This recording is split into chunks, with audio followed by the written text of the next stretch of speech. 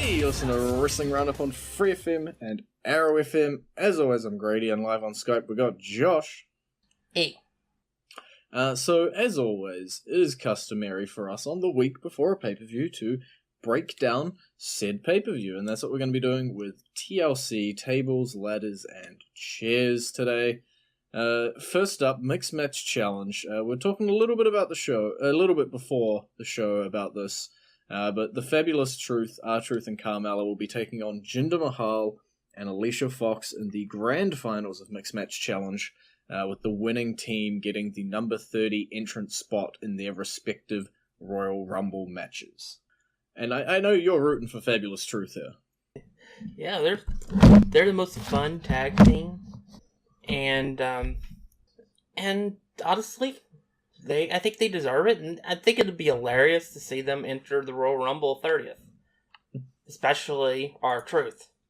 He might forget and just come out at number 3. Misread his number.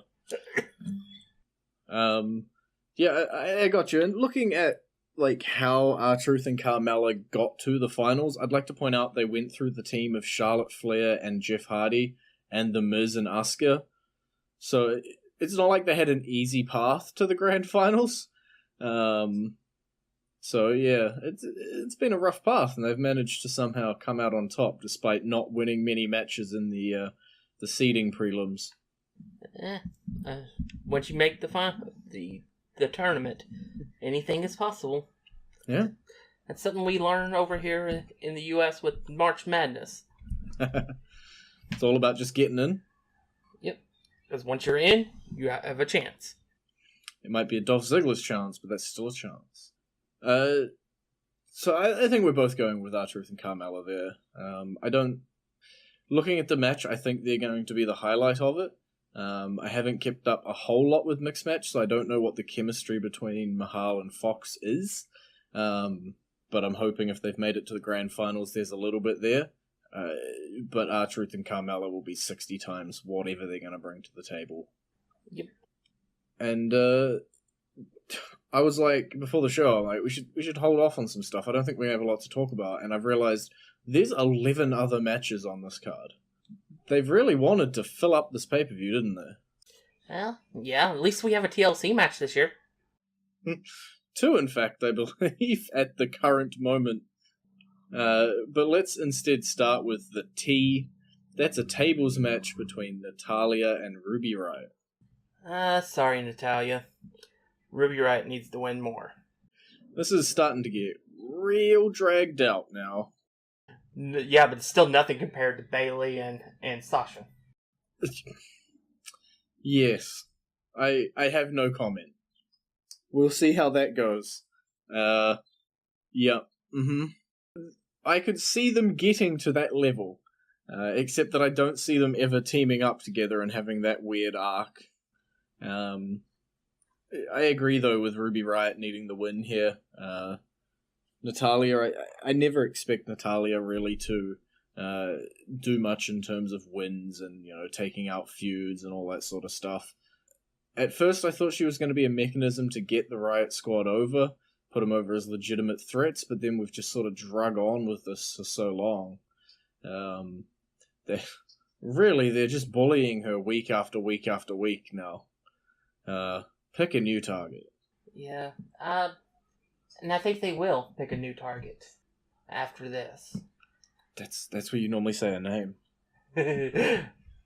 I would assume Ruby Riott versus Ronda Rousey at Royal Rumble. Ooh, that's a good one. Except for the fact that there's no way Ruby Riott wins it, so it's less good one.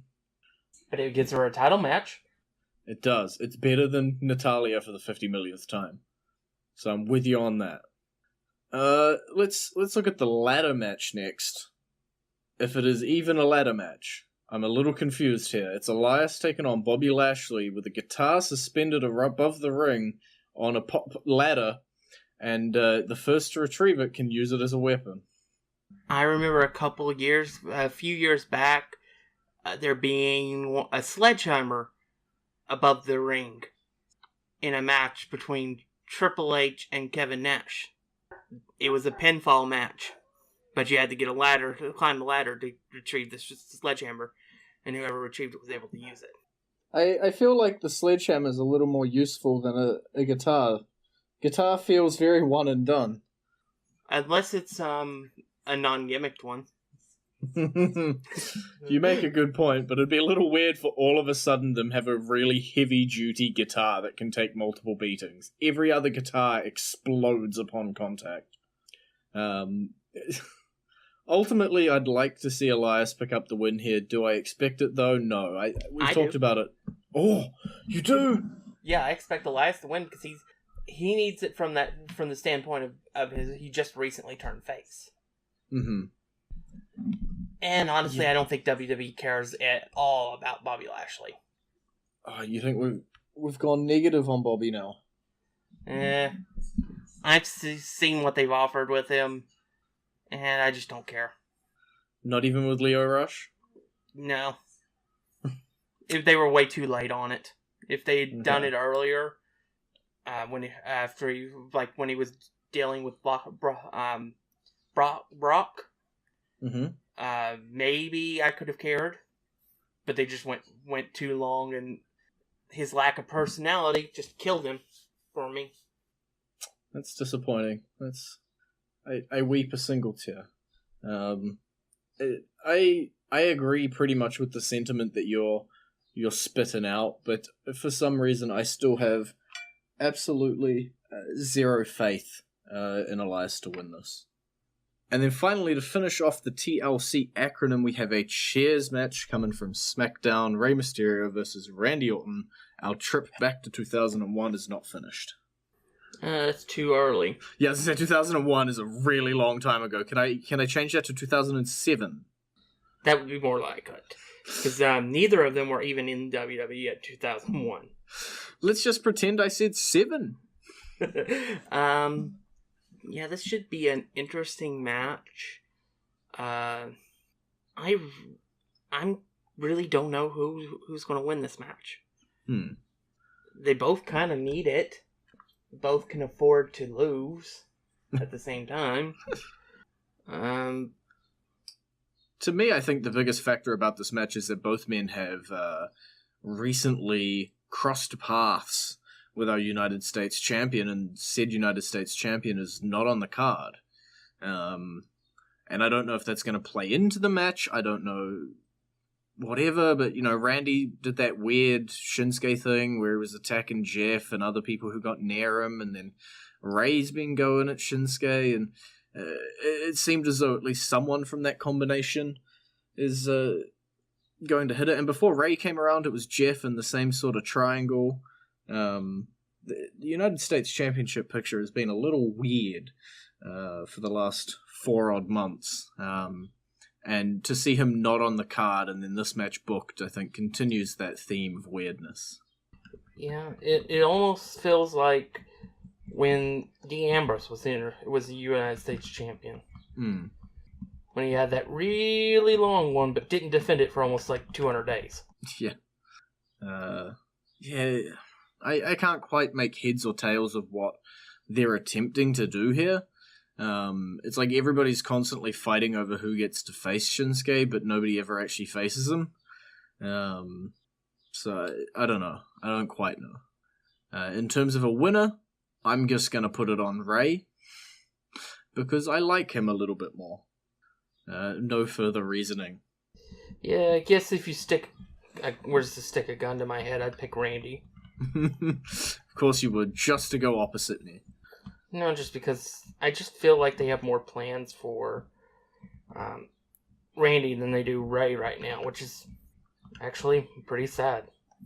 Yeah, you do. You get back Ray for the first time in ages, and then he just sort of dwindles around a little bit. But we'll wait and see what happens with Ray. And before we get to the TLC matches themselves, we got a couple matches without any stipulations that we should get to before the break. The Cruiserweight Championship is on the line. Buddy Murphy, Cedric Alexander again. Well, Buddy should retain. Should. Is that your scientific opinion? Buddy should retain, so I don't see any reason why he won't. That you're saying deadly words here. I don't see any reason why he shouldn't. I wouldn't be surprised if he did, though. But I don't believe that he will. Okay. There. Are you happy? I have a definitive answer. Yeah. It's just weird for you to be going against Cedric Alexander. I'm taking down a path we don't need to go. I agree. Buddy Murphy wins. Let's move on from the Cruiserweights, even though they've been being amazing as of late. SmackDown Tag Team Championships, triple threat match, The Bar versus The New Day versus The Usos. Why are The Bar going to retain? Because they just won the titles. Ding, ding, and ding. neither the Usos nor the New Day need them. And why aren't the Raw Tag Team Championships on the line? Oh, you got no answer for that one. No, because their manager's too busy in a pissing contest, literally. Let's not. I don't want to talk about it, okay? I'm a mention specifically. No, it's Raw, so it counts as this show. They don't have the titles anymore. They lost them on Raw. No, I didn't even watch Raw, so I didn't know. Bobby Roode and Chad Gable won them after, I believe, defeating, what's his face? It was a 3-on-2 handicap match, and they pinned, it's not, there we go. I wanted to call him Spud so badly. So there's new champs. That's what I was angling at when I said, why aren't they on the line? Because the new champs just won them. I just still assume that the Authors of Pain were still the champions, and so they were too busy to defend the titles with their manager being in the pissing contest. Well, no, the manager was too busy being in the pissing contest and lost the titles for them. And we'll see the fallout of that, obviously, next week on Raw, because it won't be happening at TLC. I'm going to go into our song now, I think. I've decided that this is the appropriate time to go into our song, and I would like you to explain to everyone why we are playing Chris Jericho's theme. Because this past week, we just had the anniversary of when he became the first undisputed champion. It's as good a reason as any. Better than about 90% of the reasons we play songs on this show. So it's time to break the walls down. And you're back with the Wrestling Roundup on FreeFM, ArrowFM, Grady and Josh. We're still on TLC. She's a long card. And we're up to the Finn Balor versus Drew McIntyre match. Drew should conquer Finn. Drew. Especially if he's going to be getting that main event push that people expect him to get. I'm fine with everything you are saying. I cannot disagree. And really and Finn is the one guy that could lose and not matter here anyway. So, with that said, we are going with Drew to win this match. Yes! Always happy. It's one of those cases where I will always pick Drew to win the match. So when somebody else picks Drew to win the match, I'm like, oh, I'm not just crazy. So I'm perfectly fine with this outcome, and I think you hit the nail on the head with the whole Finn Balor thing.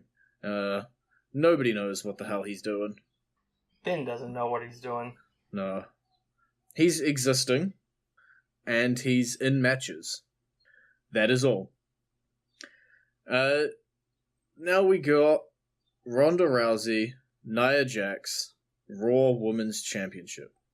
The fact that you've already said Ruby Riott is going to challenge Ronda makes me think you're overlooking this match and looking ahead to the future. She doesn't even get a Becky's chance.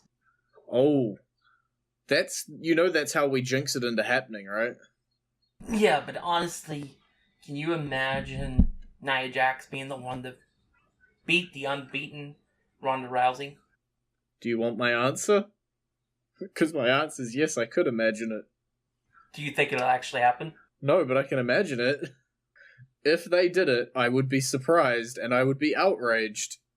But I could still see it happening. I would give her exactly a Becky's chance. And I believe a Becky's chance is half a Ziggler's chance. So I'll give her one Becky's chance. Just because anything can happen. I'll give her a Hurricane Helms chance. At any point in time, or Hurricane Helms at a specific match at them winning it? The Pacific match. Okay. Is it the John match Cena that one? he won against The Rock. The Rock. How unlikely it was. What is that in relation to a Becky's chance? Is that half a Becky's chance? It's a tenth of a Becky's chance. Josh has no faith in Nia.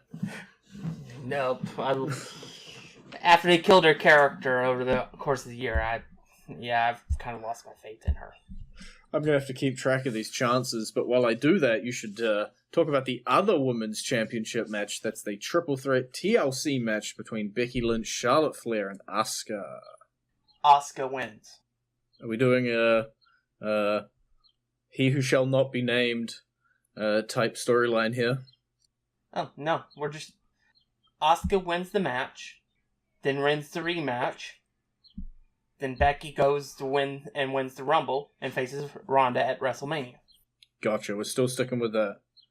I think the match itself could play out closely to Triple H, Shawn Michaels, and Benoit, but I think they've put so much emphasis still on, like, no one's really overlooking Asuka.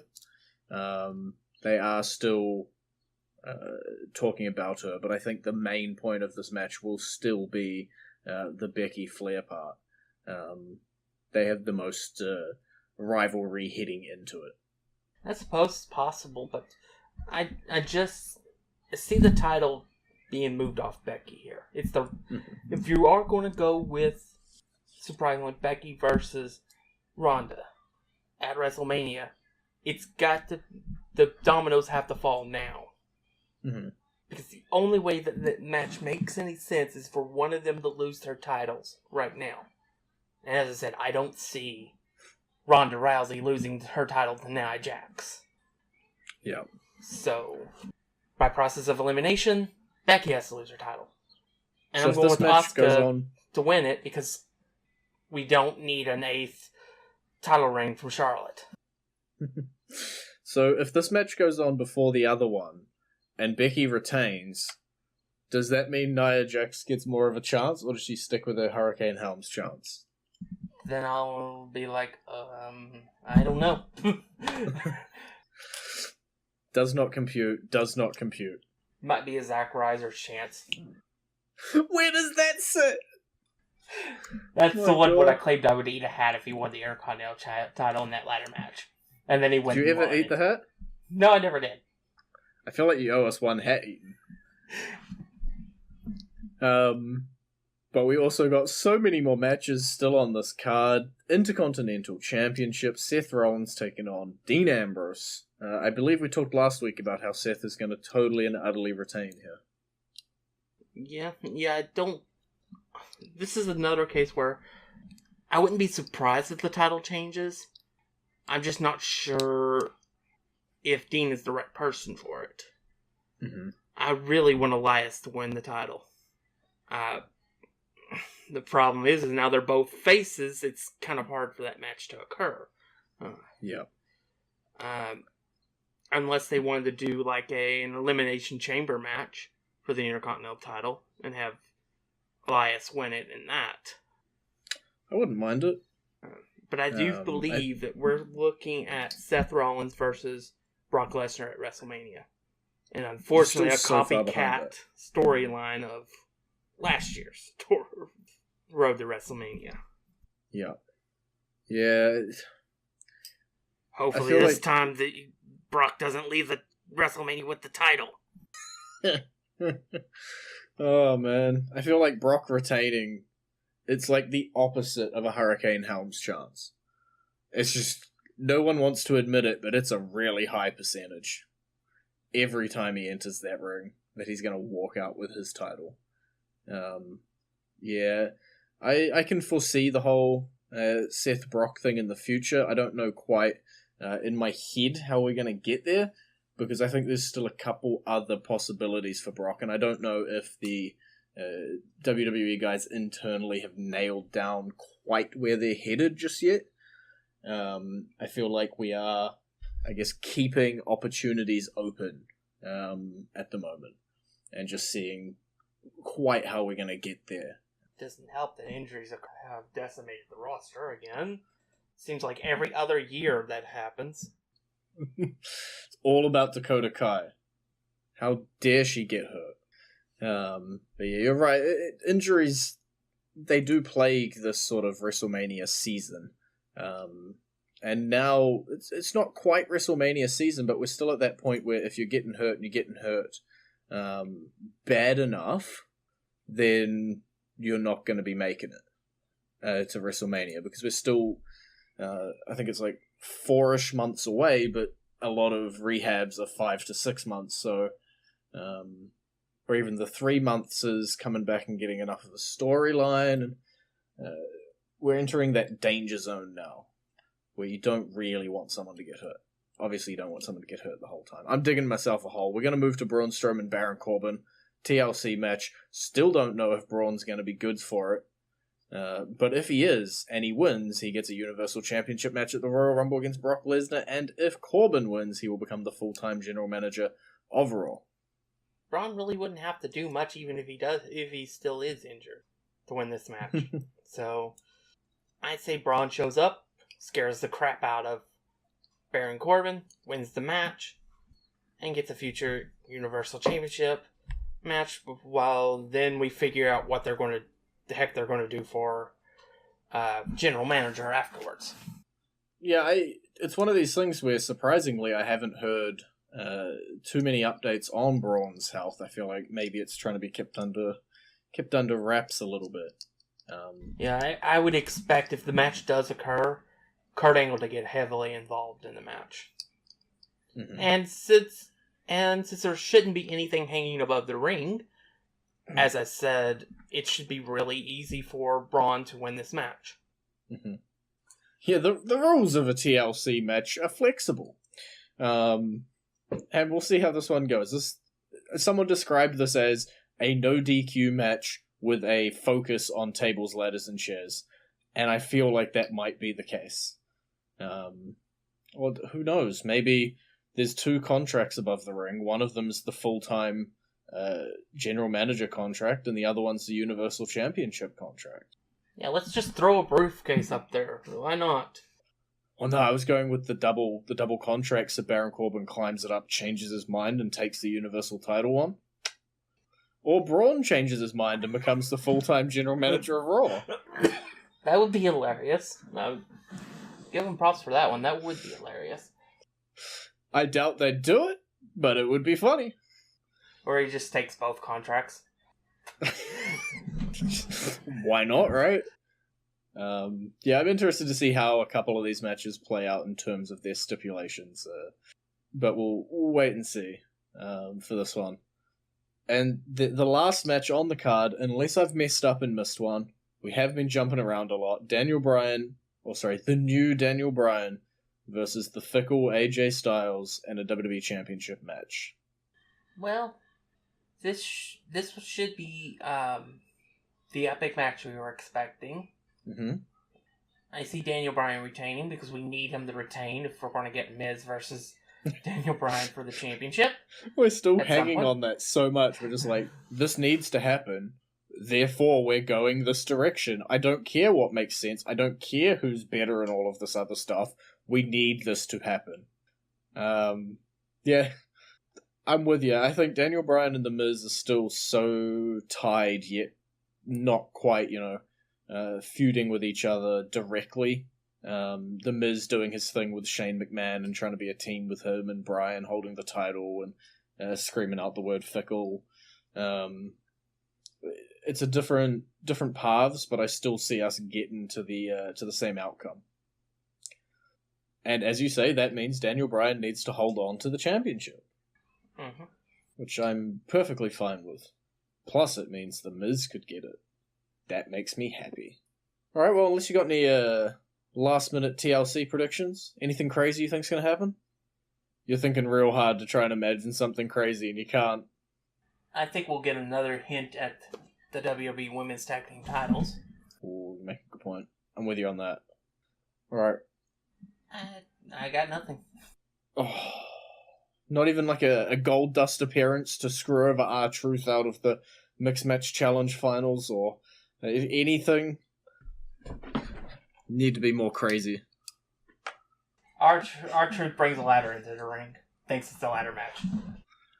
Done. I'm happy with it. Book it. It's been great talking to you. Bye-bye. You can visit our Facebook page, facebook.com/WrestlingRadio, Twitter page, twitter.com/WrestlingRadio. And we'll see you next week.